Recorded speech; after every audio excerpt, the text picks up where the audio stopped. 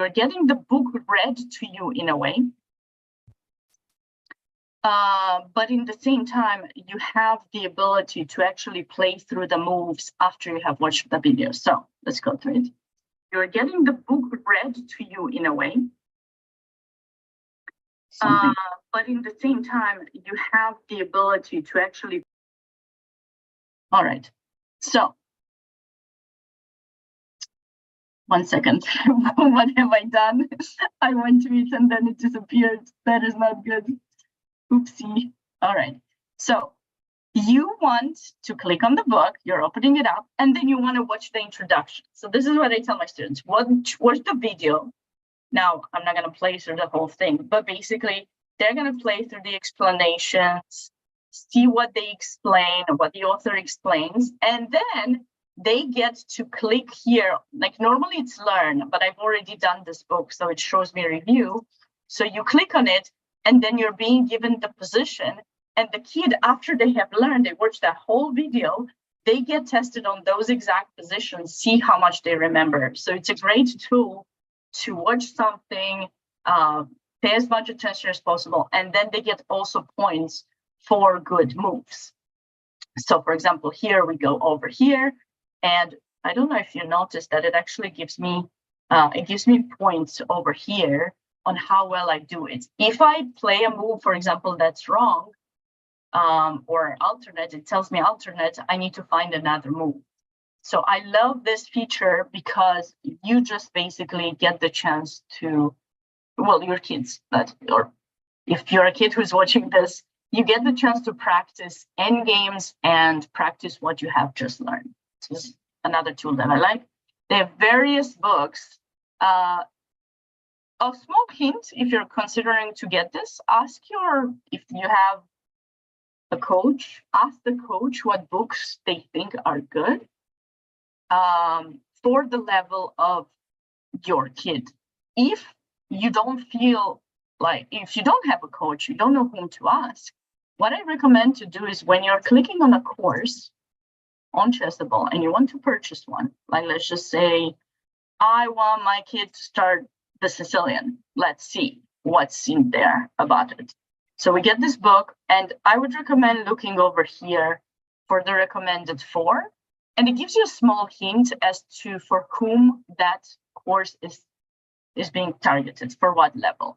And if you feel that, that is you can watch it. They also sometimes give you free preview, so you can watch the preview. And if you don't like this, you get you have 30 days to just tell them, I don't like your book, I want my money back. They will give you the money back within 30 days. Moving on to another, this is our website.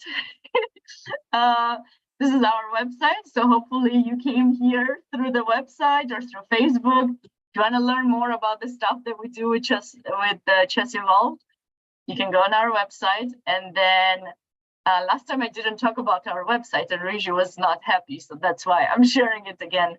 You guys can check out the tournaments that we organize. We also will organize camps, and we'll also organize in-person tournaments. So stay tuned on our website, as well as we have an Instagram and Facebook page. I'm going to work on a TikTok to add too. And every single day we add the position, some of them are pretty easy, others are a bit harder. So it would be nice to have some interaction if you want to, hear something from a strong player. Like it's usually me and Elshan who answer those posts. Feel free to check out what we're doing. All right, a book that I owned as a kid, and I solved it twice actually, was this book, Chess 5334 Problems, Combinations, and Gates. This book was written by the dad of three famous sisters, the Polgar sisters, Judith Polgar, Susan Polgar, and Sophia Polgar. They were from Hungary, and their dad has trained them to become super strong players. Judith Polgar has become the strongest female chess player of all time. She got in top 10 in the world. And so learning from someone who has improved, who has helped these girls improve, I think it is great. He has like 3 different books that he has written. This one has all mates. For someone who's starting out and wants to learn to visualize the board and learn to do tactics, this is a great book that I recommend for you to get. Moving on. A great resource for people who are at the beginning and they want more training material besides the ones that they do if you're joining online classes is the steps books. And you can read quite a bit about them on this website. And the first few are pretty good for beginner. And what I like about these books is that you actually get like various workbooks with positions. And then you also, as a parent, you can also buy the solutions. So the books, when you get them, they don't actually include the solutions. Solutions is another book, or it's a downloadable version. So you can actually help check the in case you feel that your kid might check the solution or something like that, you can keep them separately. And these are some great books that you can use for additional material besides whatever your coaches are giving you. There's another website. I actually haven't used it for a really long time myself, but I know it is really good, and you can actually solve not just tactics, but also end games, quite a lot of end games, which is Chess Temple. This is a pretty cool website as well. Also, you can create your account for free and start solving. And I think it also shows you, I forgot how it was since I haven't used it for a while, but it also shows where you make most mistakes. So based on that, you can figure it out. My favorite website that's totally free for endgames. Depending on the level, a lot of the kids are struggling with checkmating. And you cannot keep, like, if you don't have a coach close to where you live, or you don't have access to a coach online, you might not know how to help your kid learn how to checkmate with a queen, with a rook, or simple basic king and pawn end games. Or you want to have additional material that your coach cannot give you 10,000 things in 1 hour class. So if you go on this website, it's pretty cool because it plays the answer for you. So you don't need to worry about what am I going to do? How am I going to learn to checkmate? It plays the answer for you, and it plays the best answer. So let's just say you want to learn how to checkmate with the queen. So you're going on basic, you're clicking on this, and you get a position. And the purpose of this is to try to checkmate as fast as possible, right? So you're going to make the move, as you can see, and it plays the response for you. So that way you can basically practice, and at the end it's going to tell you in how many moves you have. Let's see, just to kind of show you really fast. Come on. I'm just going to show you here. All right, so it tells you that you checkmated 40 moves, new record, very good. If you didn't know this, maybe you would have 20 moves, or maybe you can do it faster than I did it right now. So you get to have just complete random positions, as you can see, with the pieces placed differently, and you're trying to checkmate as fast as possible. That was a basic with the queen. You can also click on rook, and you get the exact same thing, a bunch of positions, and have your kids solve all of these at the stage that the coach is teaching those particular things. So they can get additional material, and it's automatic, simple, free, no questions asked. And yeah, so these are kind of the websites. And I'm going to make sure that I put them in the chat as well, so you guys can,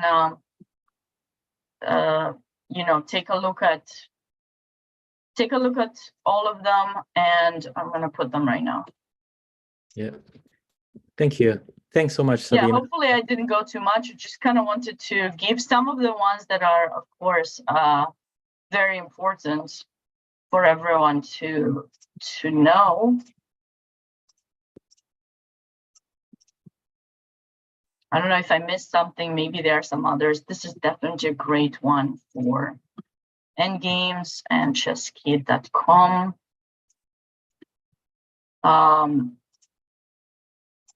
This is the book that's the biggest book that I highly recommend for people to do. And yeah,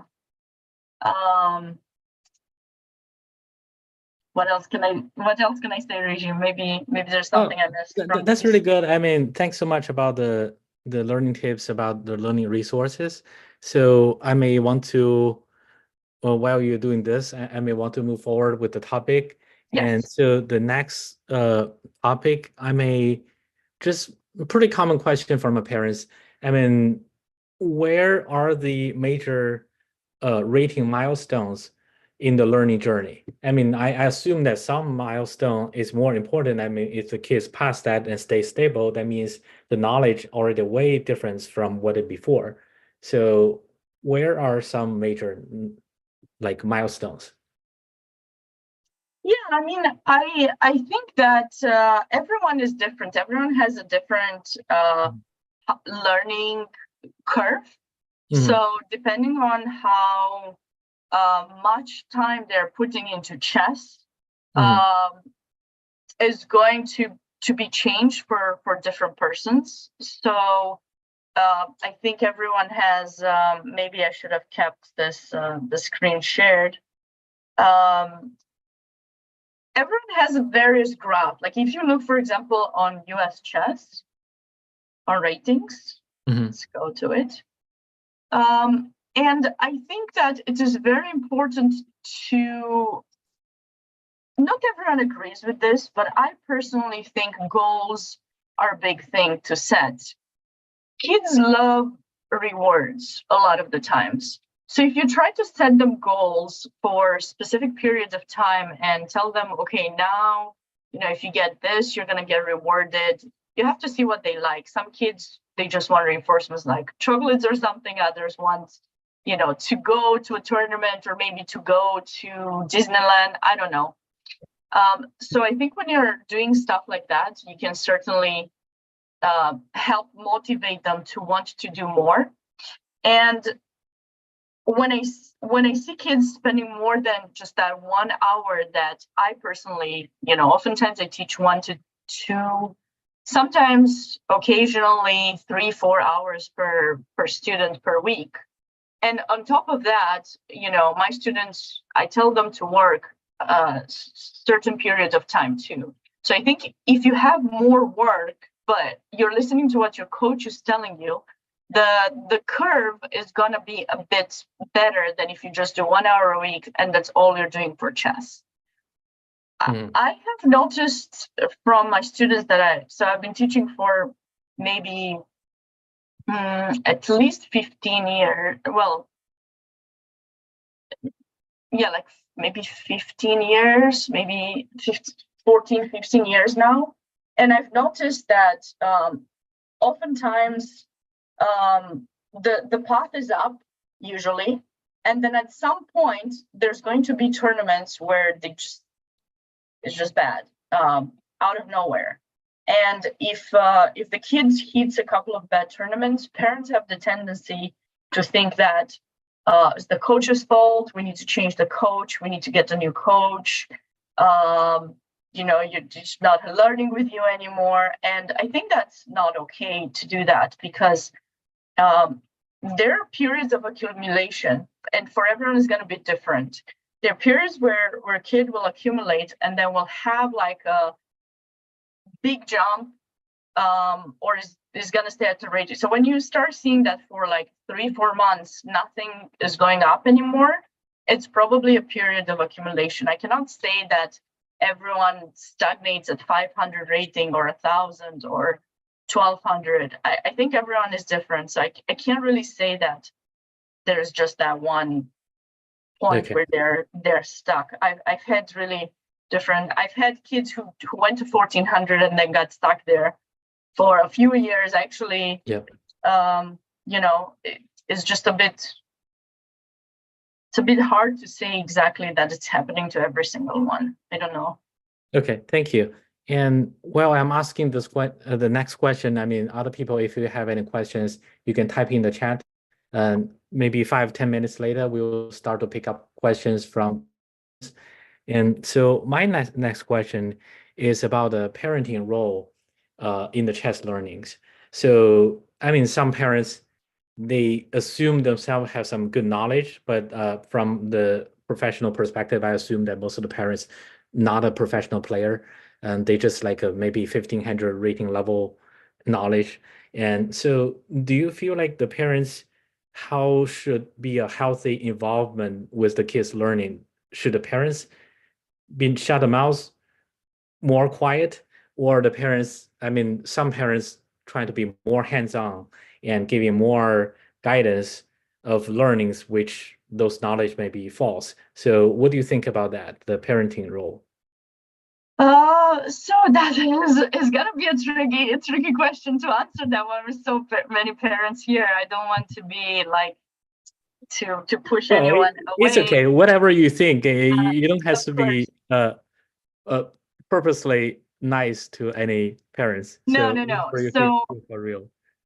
I've had to deal with in my personal experience, you know, a lot of my students are kids. I teach adults too, but a lot of my students are kids, and I've had parents who are very nice and understanding and supportive of the process.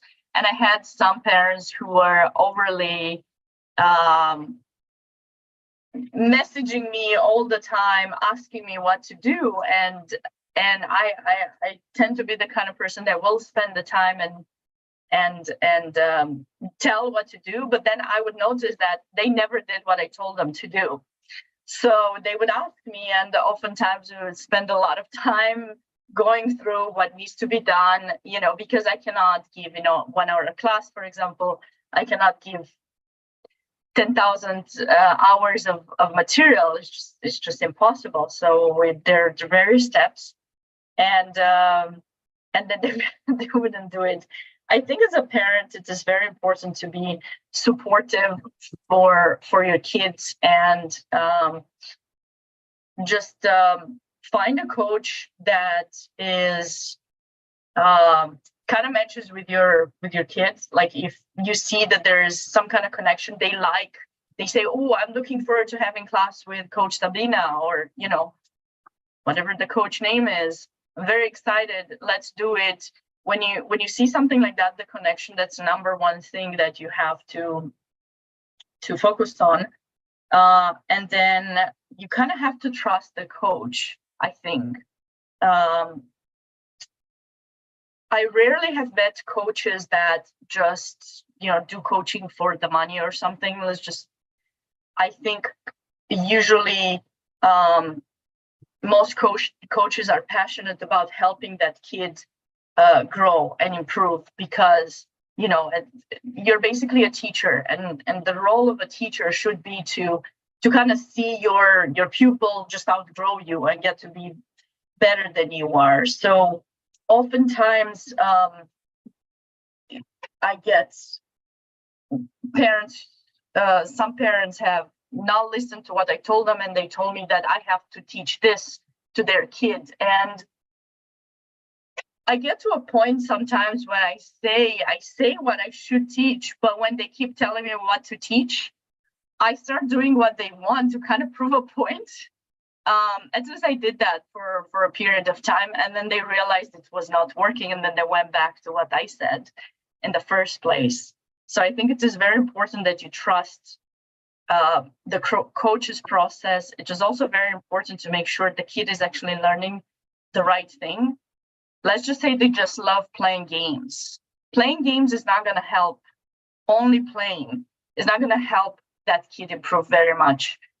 There might be a genius who manages to do that. Like someone like Nakamura, for example, has managed to become super strong by playing a lot of games. But it's not going to work with everyone, and we can't try to be someone else. We have to develop our own talent. And so I think it's very important to kind of support your kid to do what they like, but in the same time, give them follow the coach's hour. Like, let's just say the coach says for 4 hours a week, you have to work on chess, but you have to do tactics and end games and study your openings, and just make sure they actually do those things in that order,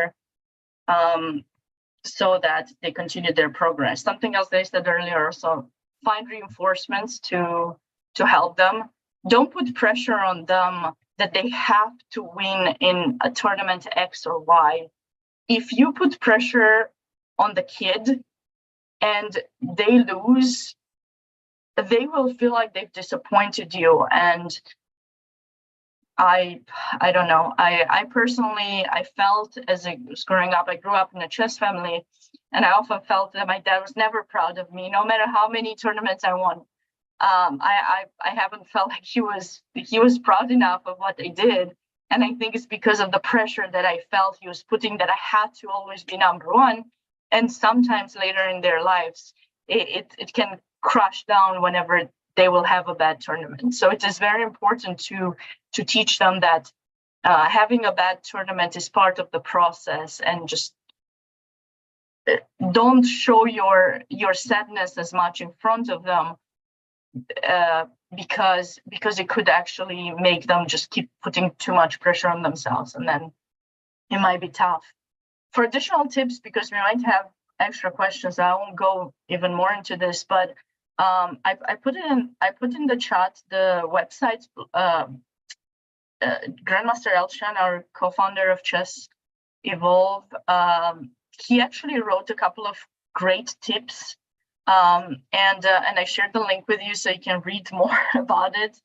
And I love how he has written them down. So hopefully you click on it and you read.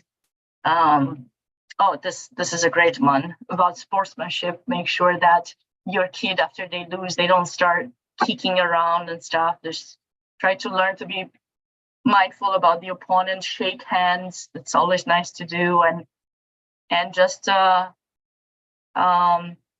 some, dignity, let's say, when you lose, and take it as a learning process. Anyways, you can read more about it on website, on Elshan's website, which I posted in the chat.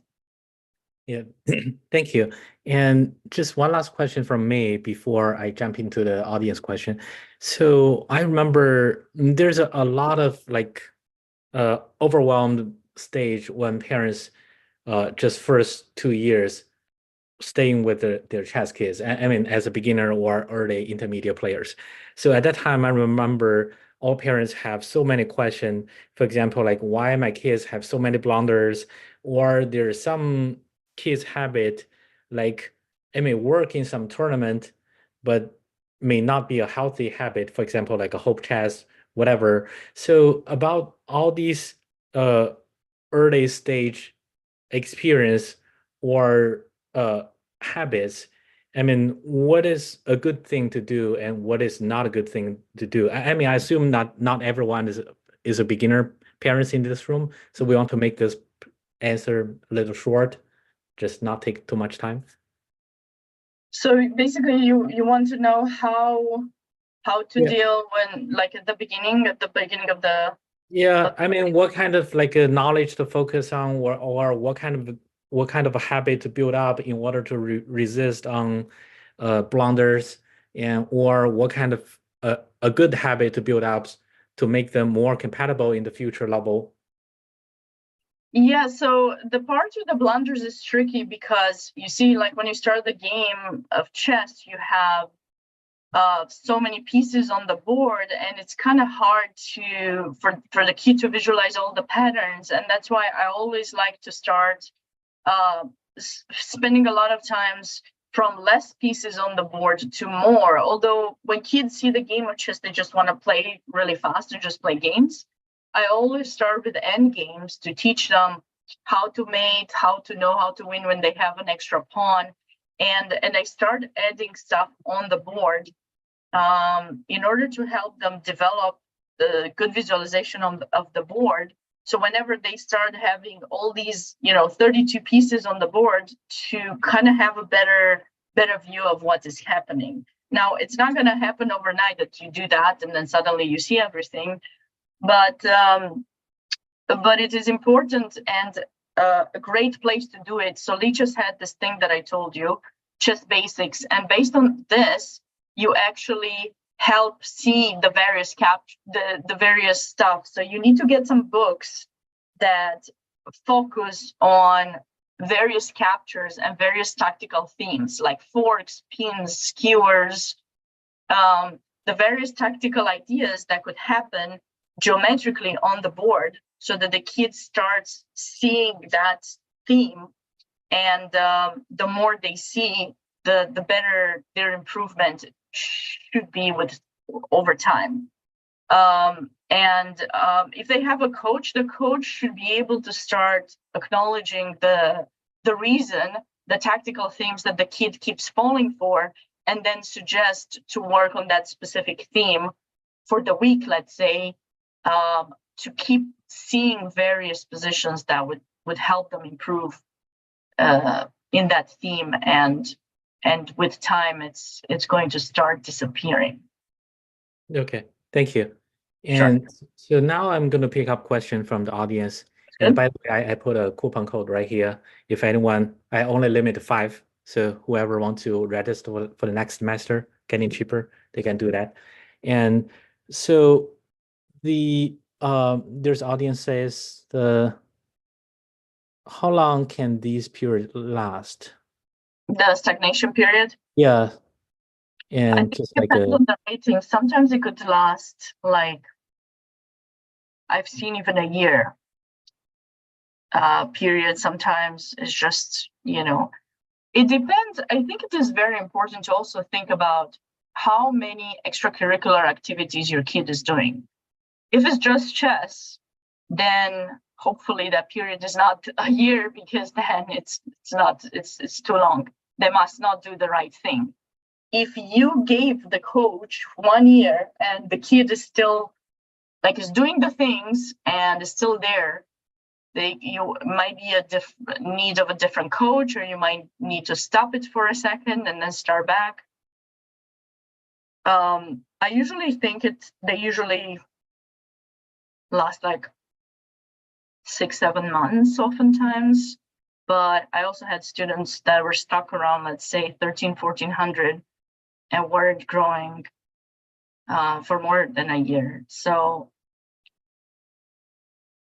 I think when you see stuff like that, you either have to take the kid and ask them, okay, are you still interested in chess? Do you want to learn? Are you doing what your coach has been telling you to do? Or, because usually I don't think it should be more than, 6-7 months of accumulation. Another thing very important is also, I don't think kids should play every weekend. Now, chess might be one of the 2 things that they do, and then, you want them to play, but no matter how much they love playing, sometimes they can use the weekend better by actually spending time on working on improvement areas rather than playing. So I would recommend maybe 2 tournaments a month, and the other weekends just spend on improving. Okay. Yeah. Okay. That's helpful. And how to? There was another question about how to handle losing streaks. Mm-hmm. I think Elshon's blog is going to be really helpful with that. You need to remember the learning is part of the process, and just for the purpose of kind of showing that they're not alone, I'm just going to search for my name here. Yeah. By the way, if other people have any questions, if you're too lazy to type, you can also. I just wanted to show you how many games I lost myself, and I probably can show you on Lichess too. So everyone loses. That's what my point. Okay, does it actually show? Oh yeah, here it is. Look at that. Look at my wins and losses. This is online, right? And I stream sometimes, or something happens. All right. So I have played online 4,673 games, and out of that, I lost a fourth of it. And it's kind of a lot, actually, now that I think about it. I don't have that many draws. Looks like, I'm winning quite a bit, but, this is me, right? But I've played quite a lot of games. So it is normal that you have losses. If you take the learning process from the loss, you understand where you went wrong and why you went wrong, then it is actually, it is a win. It is a win for your future. It's kind of like in life, you're not always going to get A's. Sometimes you're going to get B's, or maybe you get all A's, but then you go to get a job and then you don't know to do anything in that job because you haven't developed enough skills. You just focused on trying to memorize whatever the exams were, A, B, C, D, right? So it is very important to take the loss and learn from it. Even here, I think they kind of show, anyways, I got a lot of losses. It doesn't show. We can go to another question. Hopefully that answered it. Okay. The lead just answered it. Yeah, of course you will lose to your peers. I lost a lot of games. Yeah, that makes sense. And so the next question, I see someone says, if I want to be a attacker, what does this word means? I don't really know actually. So they want to attack more. I'm not sure this is a particular tech terms or this is something else. No, I get that question. I see it by Chris. Mm-hmm. Is it better to modern attackers? Like, I believe you should study games of Tal and Neshmedino for sure. Yeah, those good ones for sure. That's what you should study. Classics are very important. Once the kid reaches 1500, it is very important for them. Even before then, they should have seen some examples. They need to know the history of chess. It is very important. So have them go online, Google the world champions, learn their names, read a little bit about them, look at their styles, and start looking at games. Even if the games that were played a longer time ago might have mistakes, that's not the point. The point is to look how to plan things. Planning is very important in chess. And when you see a lot of games, you start developing creativity and start having an idea of what it is that you should do once you have developed your pieces. So watching games of the classics and not just world champions, but other strong players at those times is very important. Okay. Yeah. So the next question, someone asked how to help the young kids build up confidence in playing higher rated players. Well, it seems like this is a typical scenario. Some kids going to be scared and their tactics change when they're facing with higher rated players. So what do you think about that? Actually, personally, I love to play higher rated players. You should tell your kids, when you play higher rated players, you got nothing to lose because normally you should lose to them. So you should just play chess. The point is, when you're sitting at the board, it's you and your opponent. And you have to tell yourself, what does this guy have that I don't have? Nothing. We have chess pieces. We have 16 pieces when we start both. And it's a game. They don't get the engine to help them. They don't get the parent to help them. They have no one to help them. It's just you against them. And you're going to try to play the best chess that you can. Don't look at the rating. If you feel that your kid is struggling with the rating, like they see someone stronger and they panic, then don't tell them. Just tell them play chess and try to avoid looking at that because there's nothing to lose. Now, you can ask me the same question and say, well, what about if they play a lower rated because they have to win? And what if they lose a lot of rating? At the end of the day, the rating is just a number that shows your current strength or the level that you have at that moment, the shape that you are in at that particular moment. You can have a bad day and the rating is going to fluctuate. It's never going to just go up all the way or down too much. It's going to fluctuate. Typically should not be, in my opinion, more than like 100 points. 100 points is already kind of high. But if you had a really bad tournament, then probably it's going to go down more. But that fluctuation is okay. Don't focus so much on the points. Focus on the learning process. And also, very important for parents, make sure you take a look at how your kid has progressed over a longer period of time. Not just like 1 month. He went from 1800 to 1500. What is going on? Well, maybe how did he get there to 1800? Maybe he just really jumped a lot and he still needs to kind of accumulate some stuff. Okay, that was a very exaggerated thing. It's not going to happen. But make sure you look for 6 months. After 6 months, you kind of see where they are. What have they learned? Are they still making the same exact mistakes? Have they improved? Things like that. Take it for a longer period of time, please. Don't look too high. Mm-hmm. Yeah. Yep, that's good. And so do we have any other questions? Yeah, make sure they have fun playing chess, you know. Don't do it like it's something forced, or you know, you're just enjoy the game, enjoy being creative. Listen to what the coach says on what you should do to improve, and I think it's gonna be a good.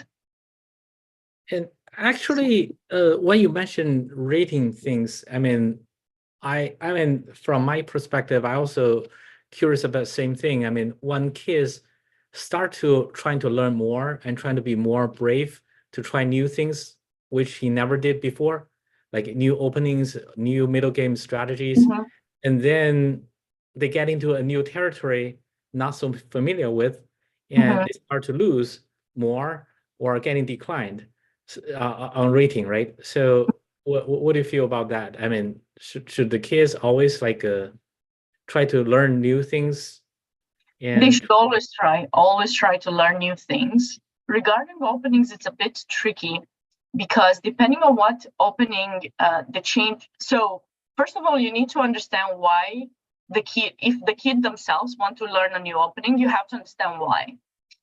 If they say, I don't like this, it is not acceptable to change the opening. If they have something just like that answer, it's not acceptable to change it.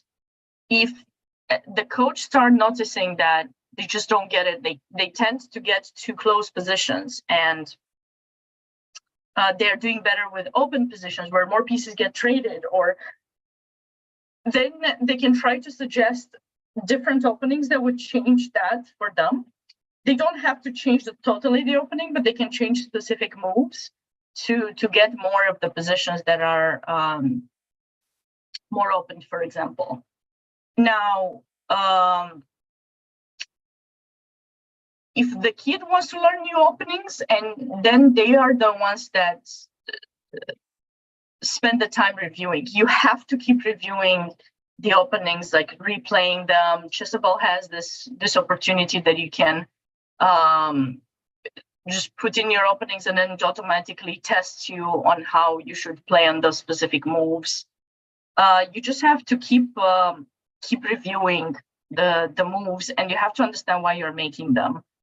So around 1500, you start building up more on your knowledge. Until then, you have built up some, but that's where you can start feeling if someone is stronger and they want to learn something new.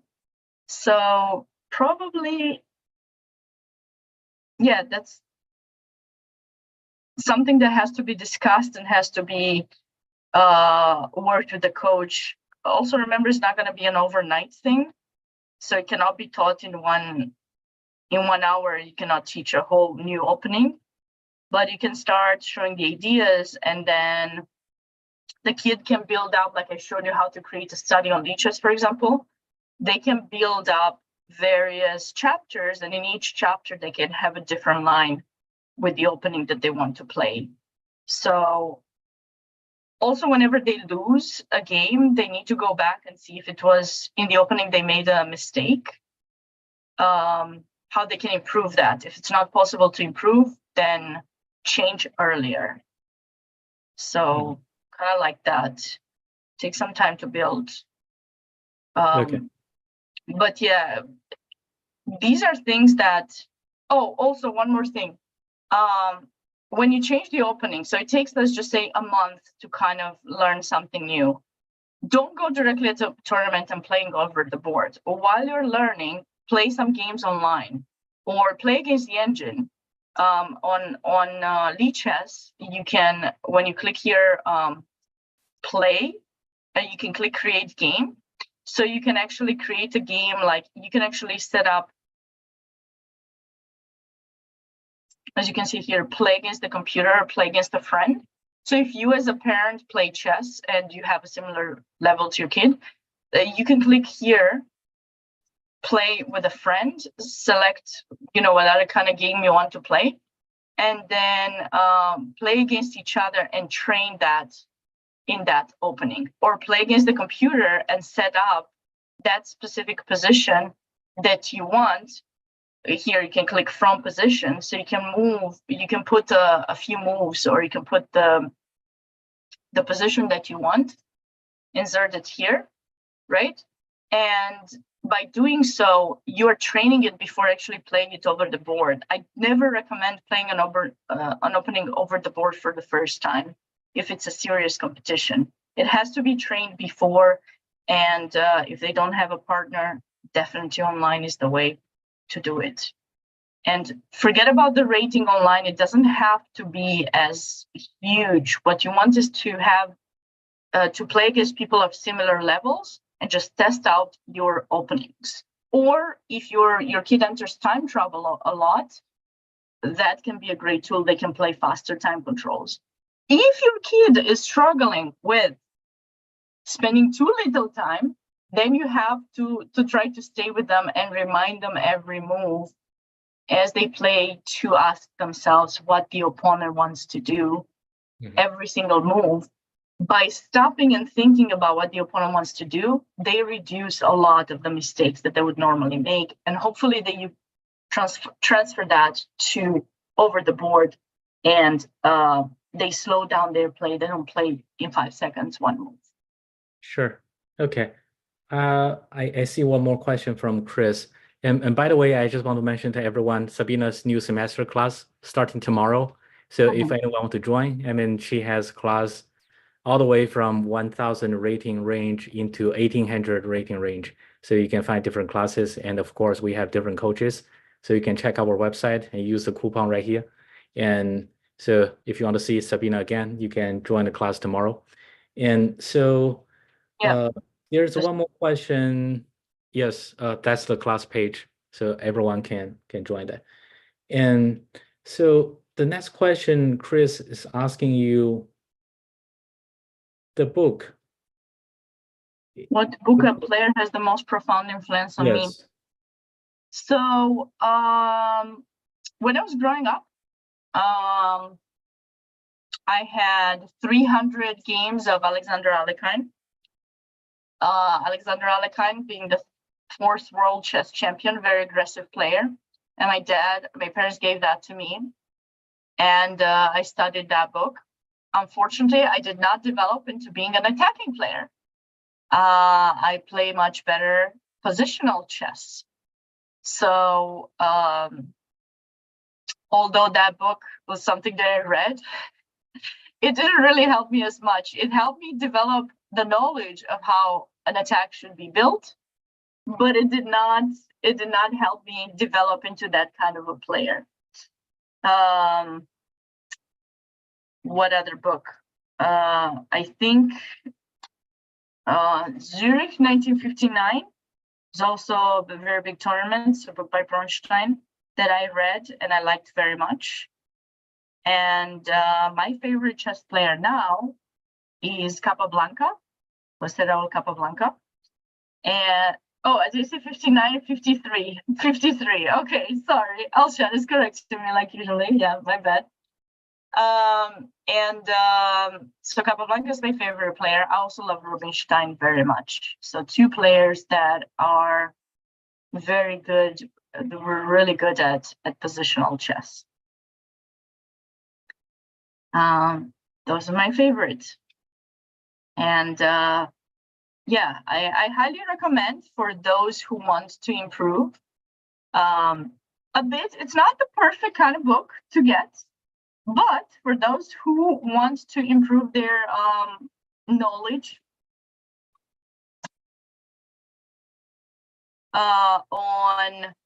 on the classics, learn about the world champions, learn a bit about their lives, but also see their games. This series by Garry Kasparov is definitely a great start, and everyone can read through this. It has 5 parts for each world champion before him.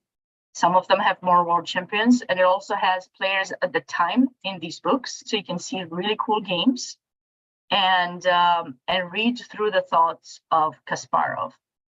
If you're trying to get some books for your kids to improve and you feel that they like to read history and stuff like that, or they want to improve, be sure to pick up a book that has explanations, a lot of explanations. Don't pick up a book that just has moves. Pick one that has explanations so that it guides them through what's happening in the position. For example, pick up a collection of games by someone famous. The best one to get is 60 Memorable Games by Fisher. Okay, so books like that, because it goes through the process of that actual player, and you can see what they thought about in that moment, and things like that. It can help with improvement almost at any level. Mm-hmm. Okay, so maybe someone already noticed that Elshan, also GM Elshan, is so eager to support our events. So I would say in the near future, you will see Elshan going to show up in the next section, in the future section, talking about the higher rated training tips. So there'll be slightly focused on different rating groups, more higher rated, or even the title player preparations. So that's going to be our next event. And also in the near future, we were going to have more opportunity for people to play Simo against either Sabina or Elshan. And so we will keep getting more events for people just have fun. And Elshan, do you want to say hi to everyone? Oh, sure. I would like to say a few words. Thanks for having me. And I was enjoying and learning things. I mean, some of it I already know, of course. And I'm glad for everyone who is here. I hope they managed to take a lot from this meeting. And Sabina shared a lot of good points, and she was spot on with a lot of the points she made. And I love them. And I hope that parents would follow through with Sabina's advice. Yeah, and if you want to more tips for parents, Elshan has written this. I already said it 3 times. So I've been popularizing your blog, Elshan, with the tips that you gave parents. And thank you. Yeah, I'm writing a couple more too, but I haven't finished them yet. Yeah, and we certainly hope that you consider registering for our academy, or you keep us in mind. And also, if not, at least please follow our Instagram and Facebook pages to get a few, videos, explanation videos with various positions. Both Elshan and I started recording, so we're gonna post the positions 3-4 times a week, where we give like a brief explanation to kind of see our teaching techniques, our teaching ways, and yeah. Thank you. Thanks everyone. And thank you. Before we wrap up, so we don't have any other questions. Okay, good to see you, and see you next time. Thank you. See you.